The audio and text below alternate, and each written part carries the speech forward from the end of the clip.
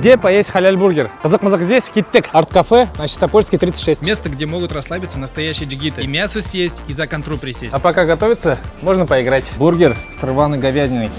Такой сочный, прям сок с него течет. Мяса много, но есть и минус в этих кусках мяса, потому что они застревают на зубах. После такого бургера обязательно понадобится зубочистка. Остренько, аж вспотел. КГБ на красной позиции 10А. Свои воздушные булочки они пекут по ночам. Это самый большой бургер на сегодня. Бургер называется идеальный, сейчас проверим.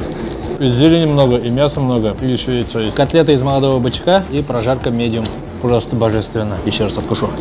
Такой сытный, как будто целый балиш съел. Семейное кафе «Урман» в Горкинско-Аметьевском лесу. Обновленные dog-friendly кафе, куда можно с коляской. Здесь мы заказали фирменный татарский бургер. Когда попросил бабушку приготовить бургер.